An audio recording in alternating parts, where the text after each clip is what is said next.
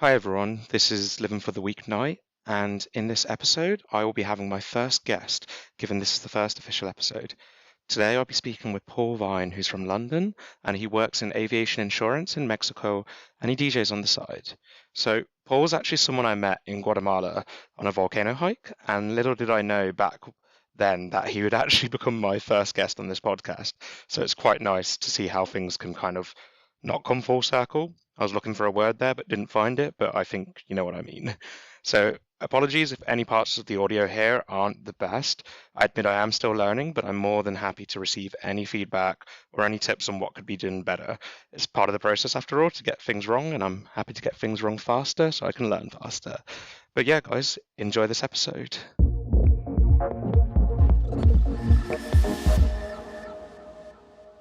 Let's step into it then.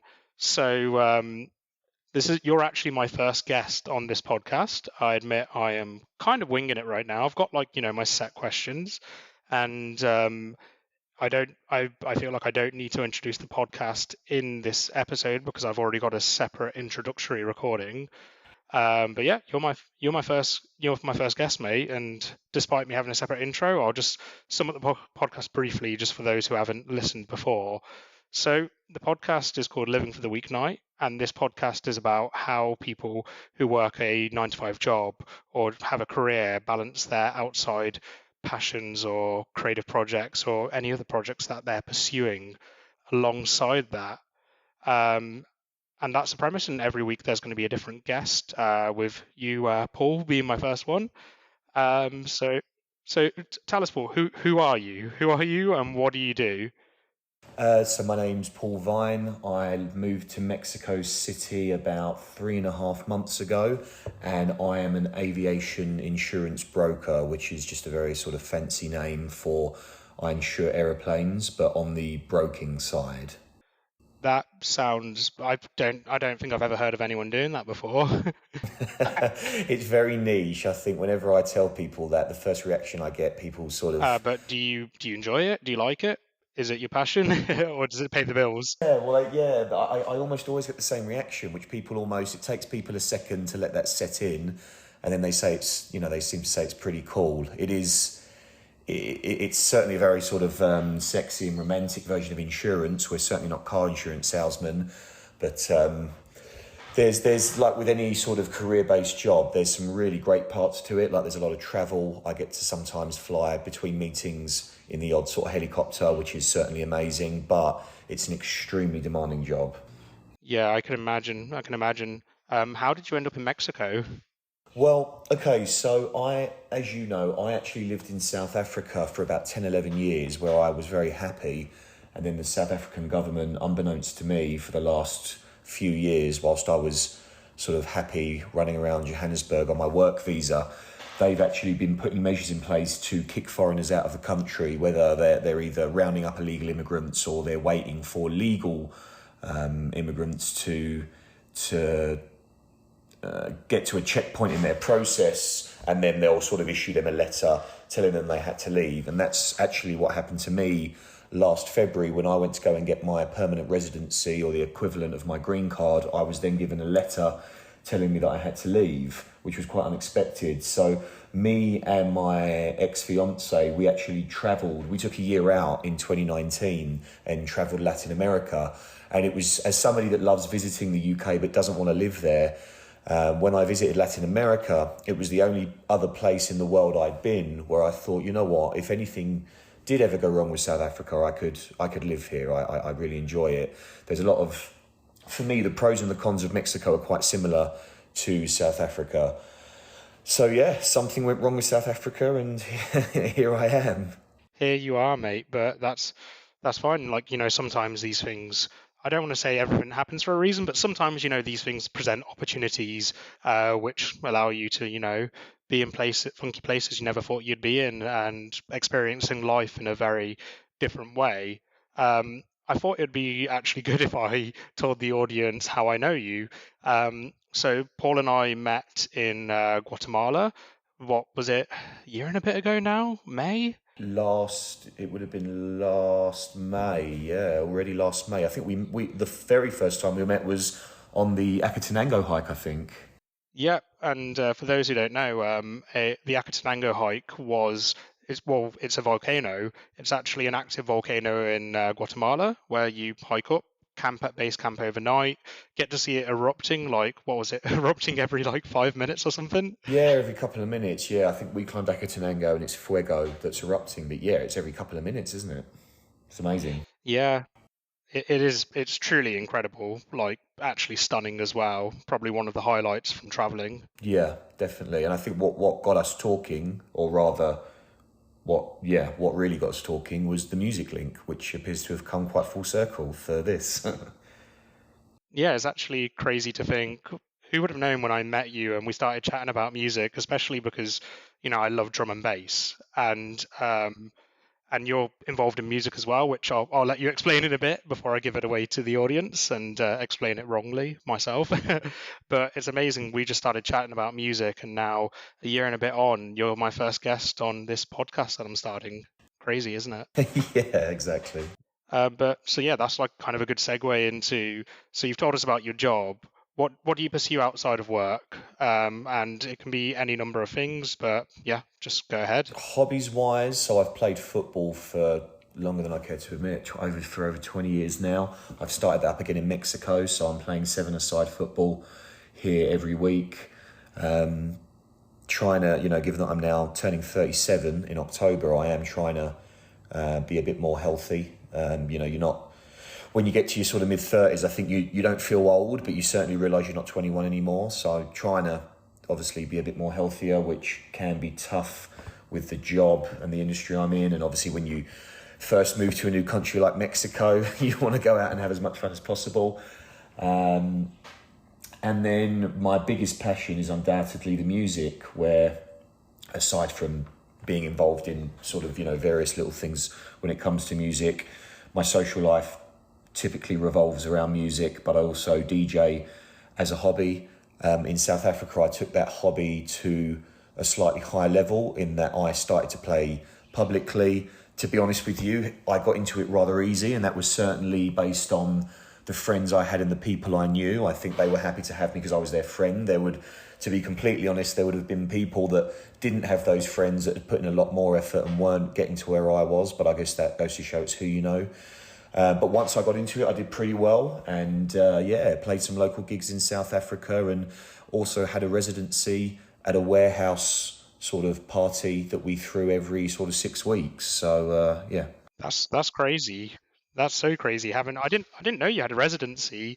But how did that feel, like being a regular at this warehouse party? Like I'm sure a lot of people started to know you then, know what sort of set you were going to play. People actually going to see you DJ as well. That's like really fucking cool, man. That's exactly what it was. And when I use the term residency, because then that kind of almost makes it sound like I was a sort of a like the lead act in a club, but let me give you a bit more context on that. So basically, I had a very good friend of mine owned a concrete company, and that went under in COVID, but he had a huge warehouse, and he was actually using that warehouse for social events and for other bits and bobs. He basically turned it into a sort of almost like a social club, but an impressive one that had hundreds of members, and he was using that space for a host of different things. They had yoga classes, they had painting classes, they had parties, they had all sorts of things. So once every every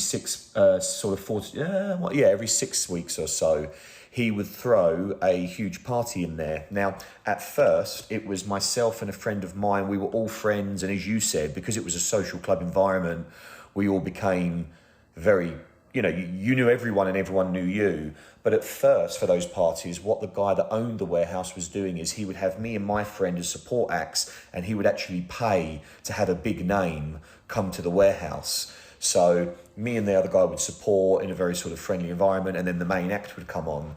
But what we all saw after 2 parties is that these bigger acts that were charging, a few £100, they would turn up. They didn't really seem to care that much. They would very much turn up. They'd sometimes be late. They'd play and they'd leave. They'd get their £300 or whatever and they'd leave. And that really wasn't fitting with the kind of environment that he was looking to create and that we naturally created. Whereas when we played, it was like the friends for the friends kind of thing. So after the first 2, max 3 parties, It was really just me and the other mate that were playing. And exactly as you've said, you get to the stage where you know everyone, you're playing for your mates, your mates respond to that. And the parties from that moment on, they just, in terms of their atmosphere, they went through the roof. And then subsequently, the attendance of those parties grew dramatically, not because people were interested in seeing a big headliner, but because it was something very unique and their friends were telling their friends, and we grew it into something special. It was certainly the most fun I've ever had DJing. And that sounds incredible. I actually don't even know where to start. So your mate who owned a concrete company that went under had this huge warehouse that he turned into a social club with loads of members, yoga classes, like painting, and then parties as well. That's actually insane. Like sometimes things just land in your lap without you expecting. And like imagine like had you not gone to South Africa to work, like an opportunity like that might not have presented itself. And fair play, man, you like took that with two hands and just really relished it. I think like, you know, and as I've got to know you, you're certainly built for adventure. You're somebody that says yes to pretty much everything, and I'm very similar. I think South Africa, I think you're spot on. I think England in its own way is a wonderful place, but I think South Africa is very different in that, I don't know how to explain it, but things just happen in a very different way there. And a big part of that will be me. I'm definitely a better version of myself in South Africa, and that means that my energy and my response to things is a lot more positive, and therefore I make those things happen, sometimes without even realising.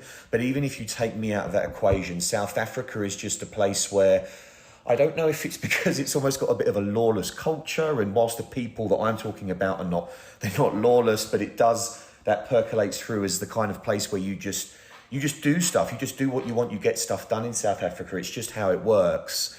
And I think to do that in somewhere like England is very different. I think in England, you couldn't just throw a party at your mate's warehouse because maybe people would complain, it would be illegal, you wouldn't have a license. In South Africa, you can just do it and no one says anything and it's kind of fine. So yeah, I agree with you. I think South Africa was an incredible experience. It's a crazy place in that these things just tend to happen because there's no one that stops them from happening. And if people are used to that, then they make things happen. So it was a very special relationship that I had with South Africa. As somebody that wants to go out and do everything, that was a very good fit. Yeah, man, that sounds, I get you. It's a bit of both there. Like, as you said, South Africa has the opportunity to make it happen with less rules and stuff, and then maybe something in the air too. Yeah. But also, like these things though, you do, whether you know it or not, you do have to make it happen. And I really resonate with, that feeling of being abroad and being a better version of yourself. Like you're in a place where you don't necessarily know everyone, you don't have your ties back home, you have kind of like all those things that might kind of tie you down a bit home in terms of your friends, your family, your stress from your job, just life stresses. There's something different abroad, even if you're working a job. Like I can't explain it to people who haven't done it, but do you agree there? There's like always something different that allows you to kind of be happier in a sense and like be your best self. Yeah, big time. I think you don't, I don't want to use the word rut because that's probably a bit too sort of strong, but that kind of principle, I think whenever I'm in England, I feel like I'm just a little bit like, just go back to level 1, just go back to default setting. And then that default setting isn't the most adventurous of people.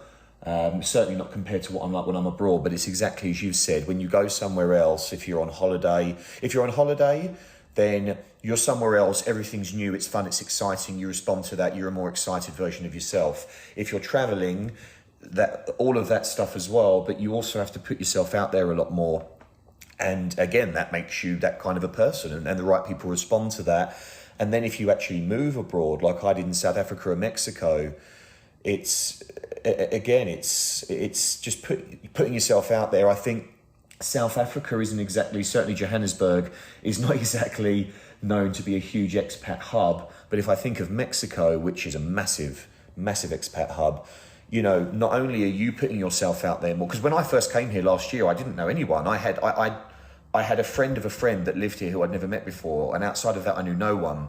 So I had to put myself out there, but you're putting yourself out there in a place that's very used to having loads of expats and with people that they understand because they've had to do it themselves. They understand that they've had to come to Mexico, they've had to get over a language barrier, they've had to meet people in slightly more challenging environments. So I think those people, for one, they understand it, for two, they are, I don't know if sympathetic's the right word, but receptive to it.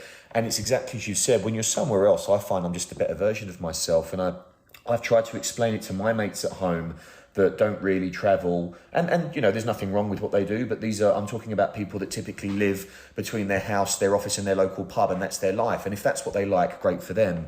But these are people that haven't really, they don't go on holiday much, they've never travelled, they've never lived overseas. And they're like, but why would you want to live in England? Everyone you know's here, everything you know's here. And the way that I tried to explain it, to my one mate, he goes to Spain on holiday once a year. And when he went on holiday to Spain and found an English pub, which he got crazy excited about and spent a lot of his time in, even though he was on holiday in Spain. And I said to him, well, do you get that excited when you come to this pub here in England every other night? And he was like, well, no. I was like, well, that in a basic principle is kind of what the excitement of being overseas or living abroad is. I said, you know, you went to Spain and got super excited by an English pub, even though you've got a billion of them here in the UK, yet you don't get excited by the pubs here. And that's kind of what I was trying to explain to him, is that everything just seems to be a bit more exciting when you're overseas. And that does make you a bit of a more adventurous and excitable self, which the right people respond to, you know? Yeah, 100% totally agree with that.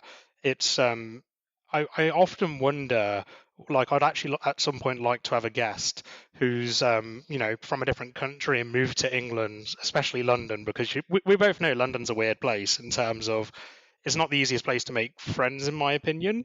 But I'd like to know how they feel, like if they still have that same buzz, that same energy of being in a new place, because there is the part of being in a new environment which does give you a buzz, but also it's like, I feel like your experience depends on, like, you need a circle of friends as well. You need a bit of a social life. You like, it's not like you need someone to be with all the time, but you know what I mean. You need these circles that allow you to go and discover new cool stuff. Yeah, I completely agree. I mean, I've got a few South African friends. I know quite a lot of South Africans that have moved to London. Their energy is most certainly still there. And if you want one of those on the show, then let me know. I'm happy to speak to them. Toby's probably met those guys as well, because he came out with us a few times. But yeah, I completely agree with you. That they came to London is obviously a massive, you know, huge. There's such a multicultural city. South Africans are, you know, moving out of South Africa and moving to places like London in the thousands. So they moved to London where they already had a huge South African network. So that eased that sort of passage for them. And then over time, given that that's made them comfortable, they've over time then made additional friends, maybe through work or other avenues that are English or not South African. But that group of mates was there to begin with. So that's obviously made it a lot easier for them. 100%. And for the guests who don't know, Toby is going to be on the show eventually, so I won't give too much information about him, but you'll get to hear from him soon, hopefully. But yeah, I actually wanted to kind of talk more about your time in South Africa. So given you were doing a residency at this warehouse, you were DJing as well. Like, how did you balance it with your actual day job? Because I feel like a lot of people who try and pursue anything creative outside of work know it's not easy. It's not easy to find the time in life, you know, for your friends, for your family, to take care of your health and go to the gym, to have your own independent time for your mental health. Like, how did you do it, man? Sometimes it feels like you need 100 hours in a day, doesn't it?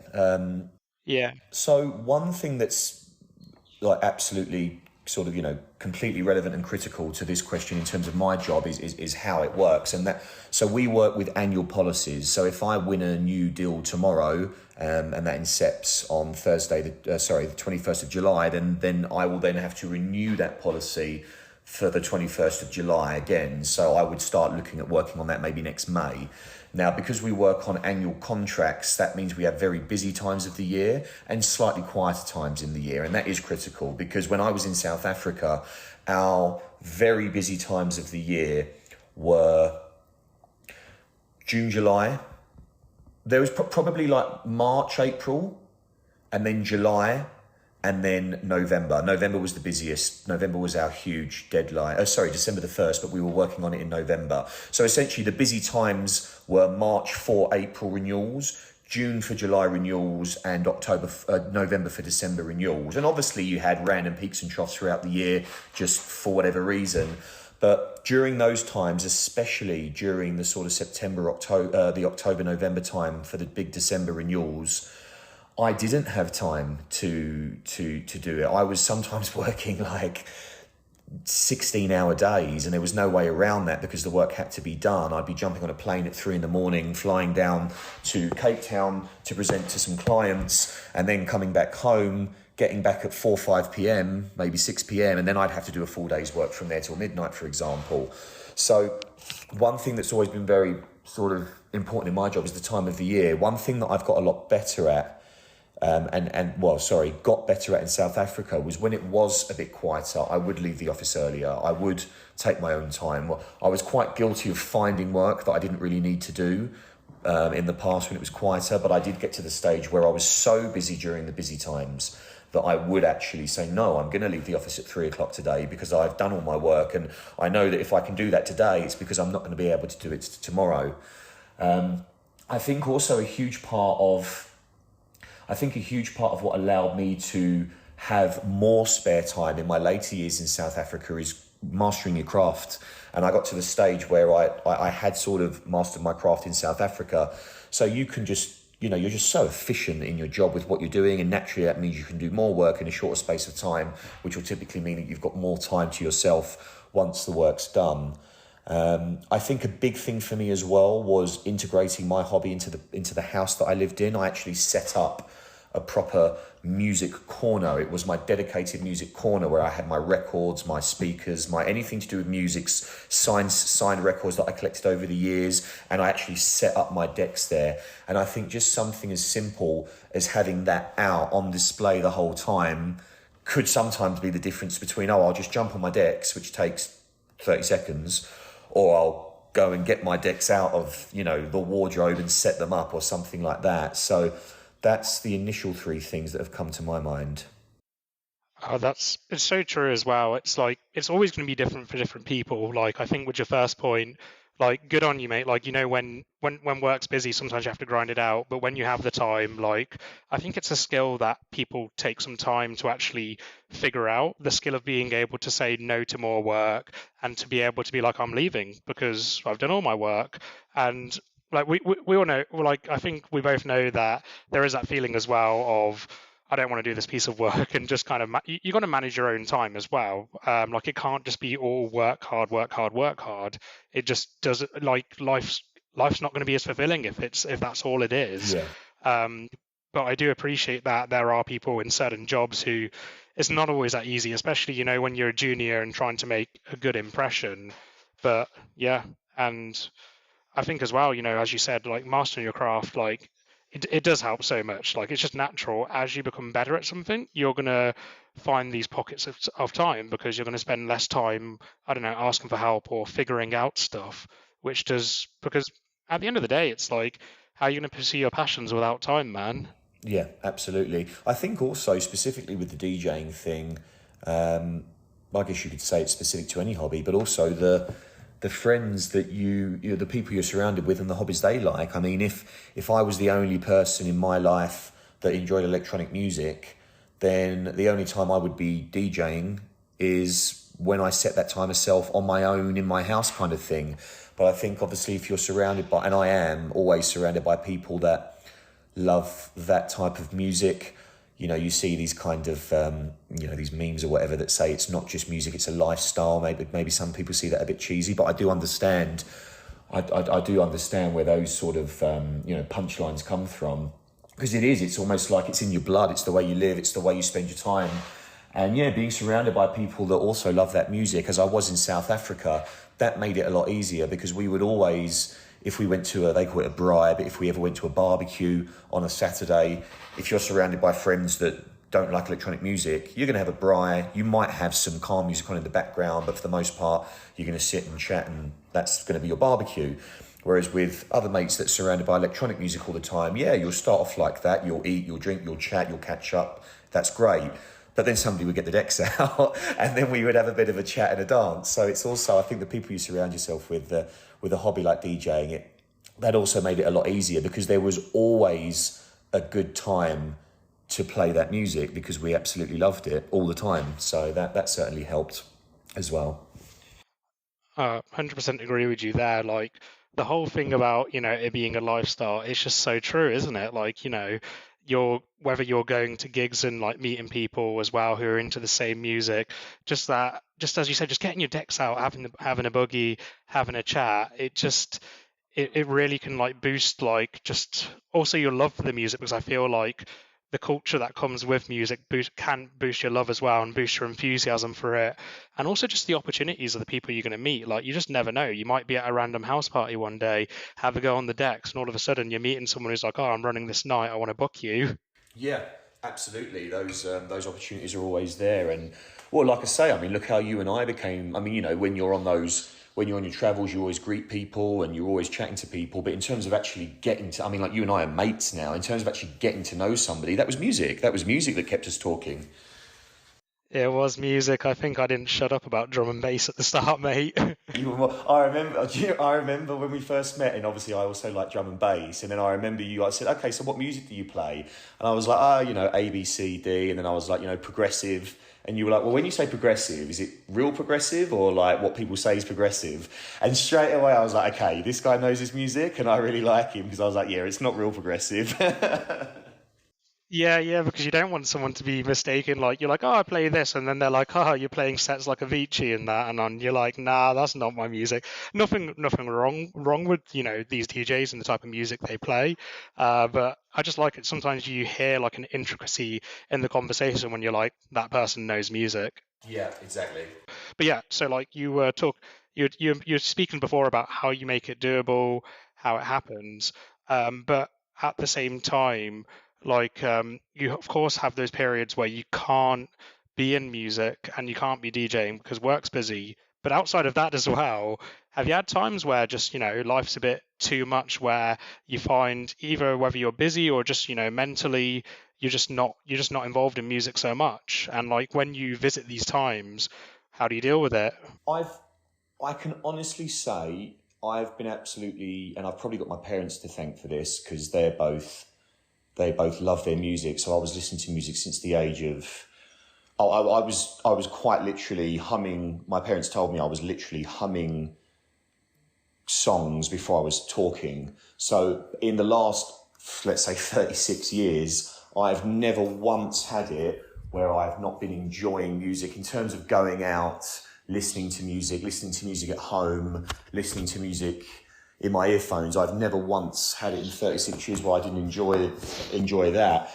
But in terms of the DJing, yeah, I mean, I had a phase a bit before I was playing more publicly in gigs in South Africa.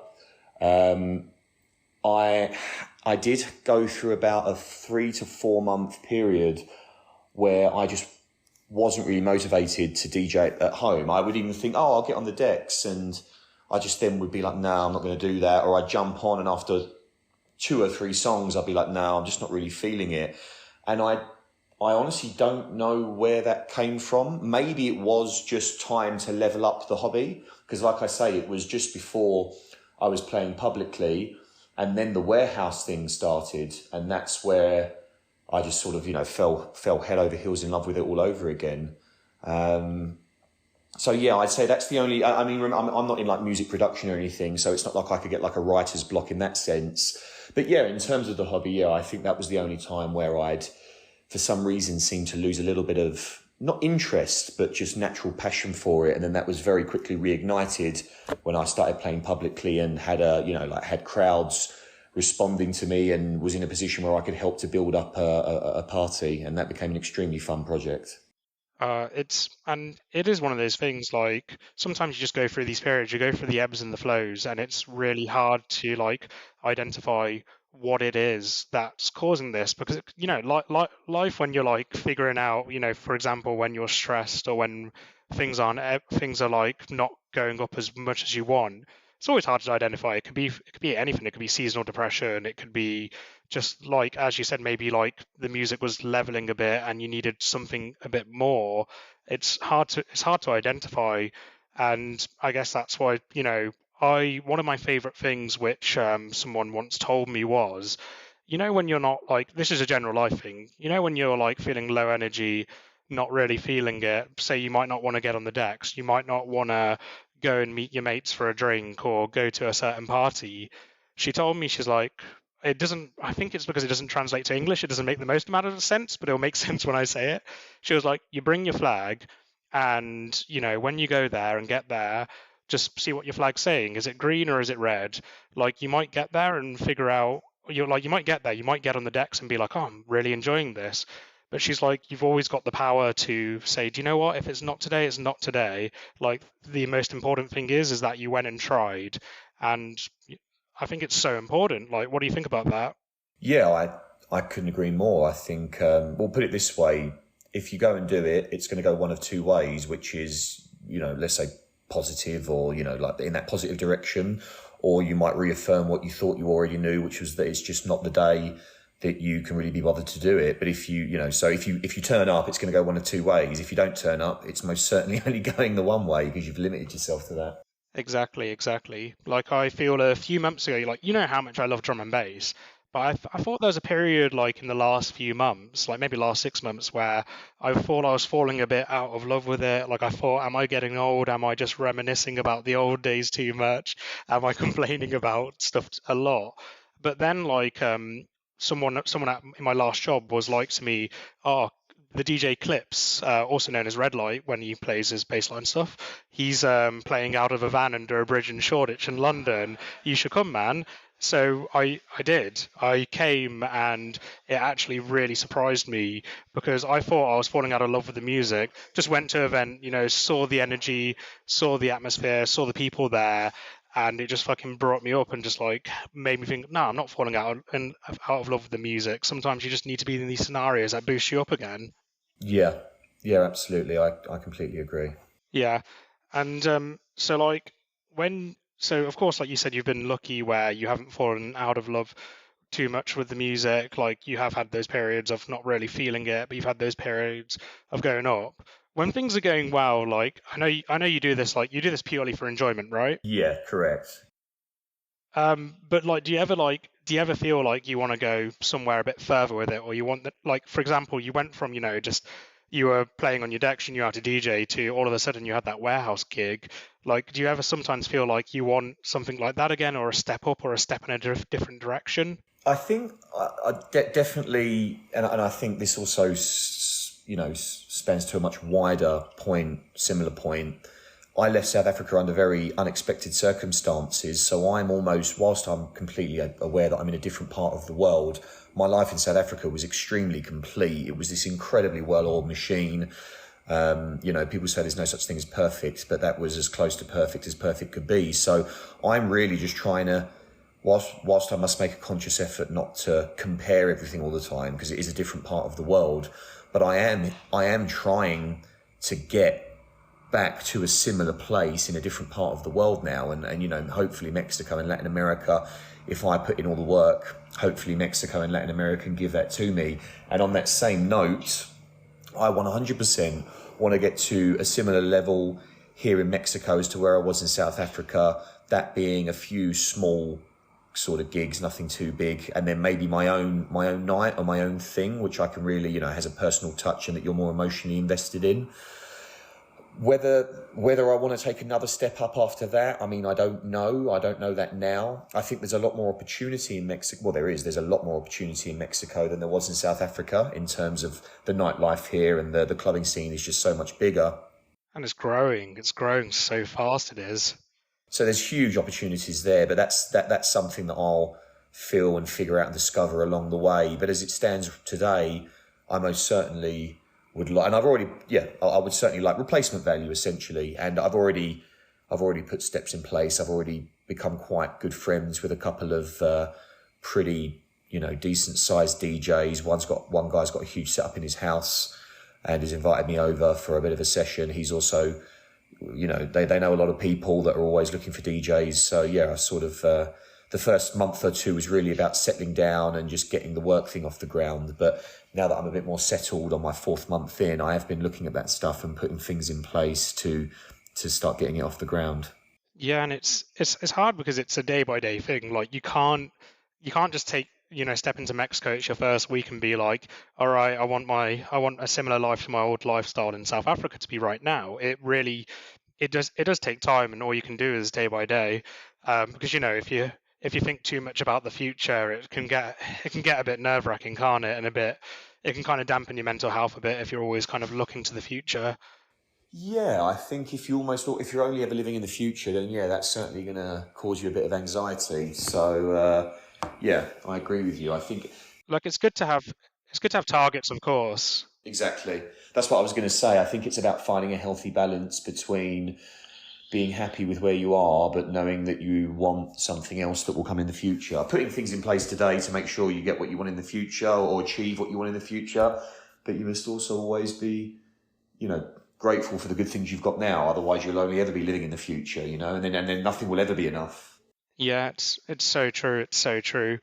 Um, and do you think like because something I think is, say, even doing this podcast or any other creative things I've pursued myself, I think not having it as my day job actually makes a lot of things way easier. I think it would be I like people who do it and make it their job, fair play. I like commend like professional DJs so much because it's really hard when you're living day to day and like paycheck to paycheck with what is your passion, because you can't always just make it about what you love, because at the end of the day you got to make money to live.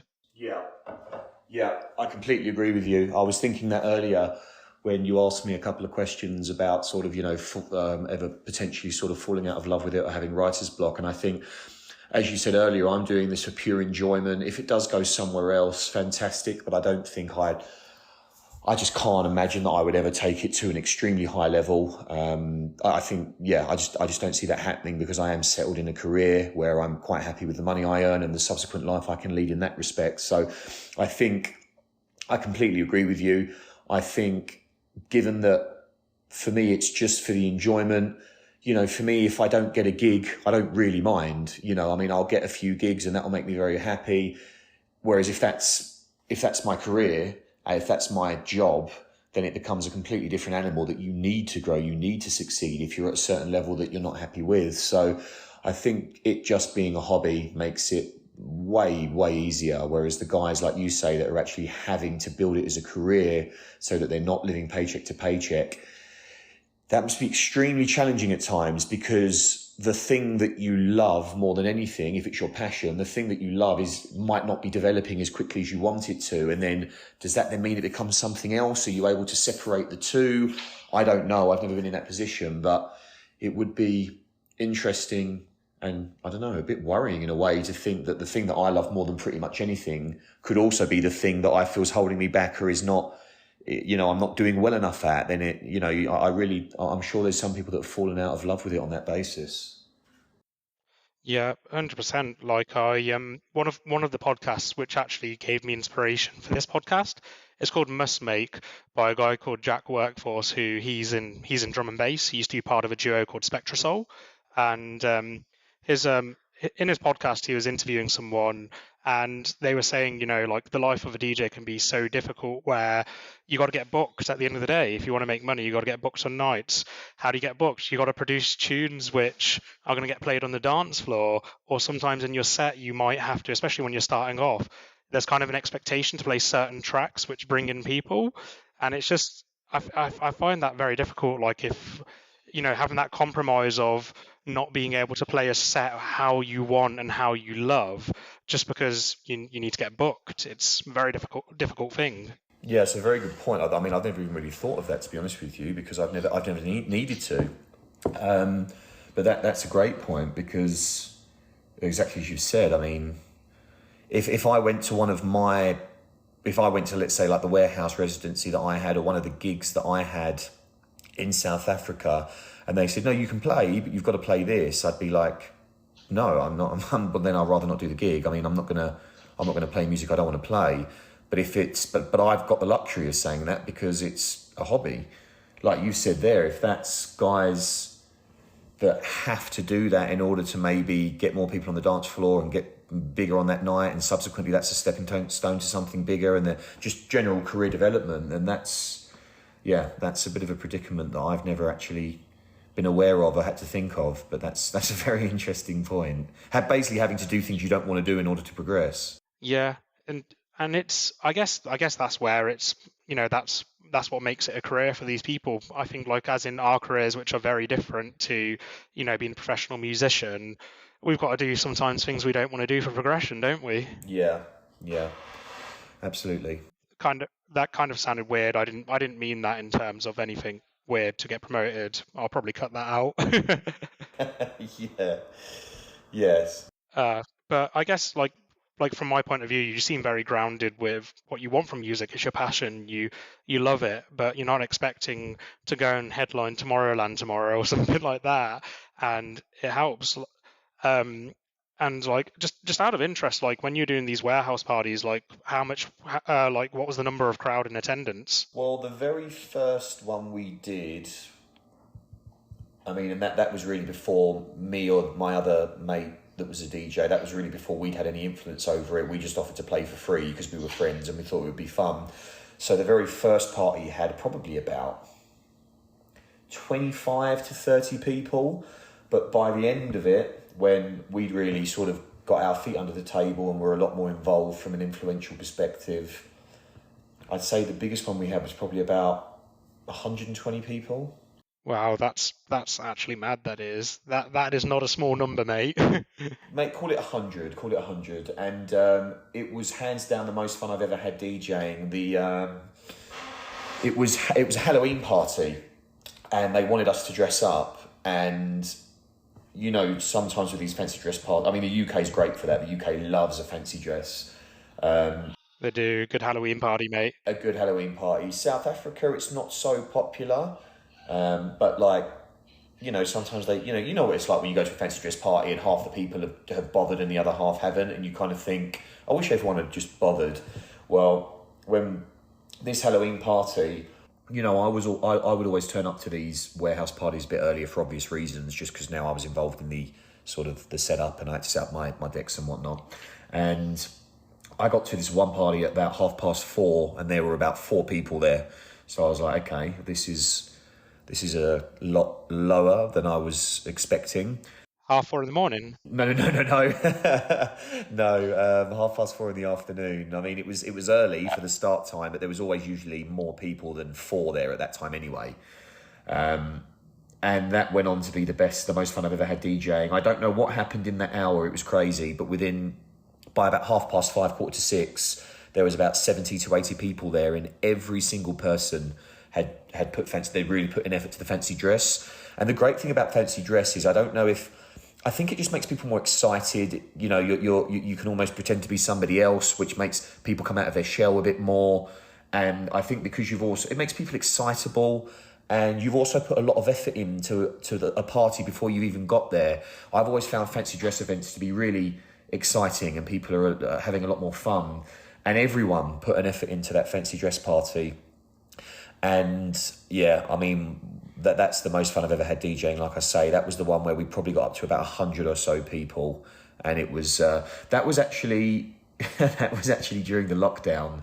It was a lighter version of the lockdown in South Africa, so that you were allowed out, but there was a curfew between midnight and 4 a.m.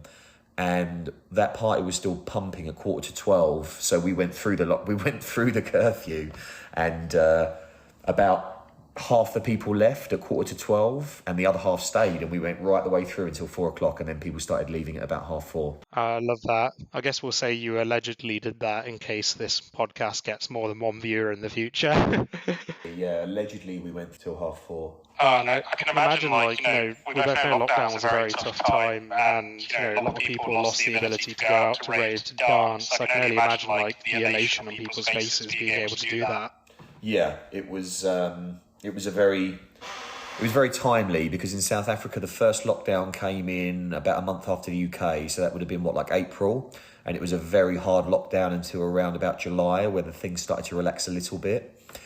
And then I think around September, October, we went into the whole double dip or whatever they called it, and so they tightened the restrictions again for maybe about a month or so. And now we're talking obviously about Halloween at the end of October. That was where we were just starting to come out of those again. Hence there was that sort of 12 midnight to 4 a.m. curfew. So I think people were also, they were really ready for a big party by then. Some people, like me and my mates, we weren't particularly scared of COVID, so we played by the rules during the first hard lockdown. When the rules relaxed, we went out, and then when the rules tightened again, we obviously had to reel it in. Whereas a lot of people, some people were scared, some people were nervous, so they had actually not done anything from April through to around October, November, and with those restrictions really starting to lighten, they then felt more comfortable coming out again. So I think it was a very timely party. That's awesome, man. And so something I wanted to ask you about with that event, like what was that feeling of just seeing like 100 people dancing in front of you, everyone having such a good time, and you're behind the decks? Like, do you find that changed anything for you in life, or did something for you in your passion? It's hands down. I mean, I get an enjoyment from that when I'm with 3 or 4 of my mates in the house. I mean, there's for me, when I'm playing on my own, I just love the music. When I'm playing music and my mates are there, it's a bit of a twofold enjoyment. I adore the music, but I love making them happy with the music. When you put that on a scale of 100 people, it's such a buzz, and that's why I say that was hands down the most fun I've ever had DJing. It was actually, unfortunately, slightly to the detriment of my other friend that DJ'd, but I must say he turned out to be fine. I'll explain what I mean. I was going to play for a couple of hours, and then this is before we knew that party was going to go past midnight. The plan was for me to play from 6 till 9 and for him to play from 9 till 12. And the reason we did it that way is because my music was slightly softer, his was slightly harder, therefore it made sense for him to go on second. And I played for the first 3 hours, and the set went incredibly well, really warmed the party up. And for the last hour, there were a lot, I mean, we're talking by that stage probably about 70 people, really kind of going for it. It was almost like a bit of a club atmosphere. To be honest with you, I didn't want to come off. And when I finished, I mean, there were like people clapping. I mean, it's the closest I've ever felt to a proper DJ, 70 people, but people like clapping and like cheering. And I was like, it was just so much fun. And you have, it's such an enjoyable feeling, not just from an egotistical perspective, but from people have had that much fun because with you, whilst you played that music, that, it was just such an enjoyable 3 hours. And I then came off, and my mate then came on, and he's a way better DJ than me. He had a proper professional career in South Africa. And he came on and he didn't look right. I could see straight away he didn't look right. And I think he just had a bit too much to drink. And he played a couple of songs, and then he looked at me and he said, "I can't do it." And he walked off. It turned out he'd actually had a bit of a funny part. He had a bit of a funny episode. He got very lightheaded. He'd fallen over. He'd banged his head. So I just kind of jumped on the decks and kind of just kept playing just to keep the party going whilst my friends looked after him. He then said he didn't want to play. He was feeling better, but he was all good. And that's what then led on to me playing for the rest of the night. And we went through, like I say, from midnight. And it was such a, like I say, unfortunate, to the slight detriment of my friend in this story, but having had such a successful first set where people were cheering and a lot of people were saying, can you keep playing, to then coming back on, which obviously then got a really excitable cheer from the crowd, and we went back into it. It was just such an enjoyable experience, and I think that was a huge reason as to why by the time we got to midnight, people were still happy to carry on. It was a very, very special experience, I must say. It's hands down, I've probably played on my equipment I reckon over 1,000 times. I've been doing it for about 10 years, and it was hands down the most fun I've ever had DJing.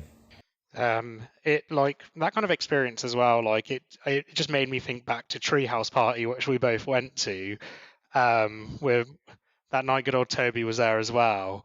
Yeah, no, was that the same night, or did you come? Yeah, you came both nights, yeah, because we went with Chloe and Mara as well. Or did you go with them, or was that me? It doesn't matter anyway.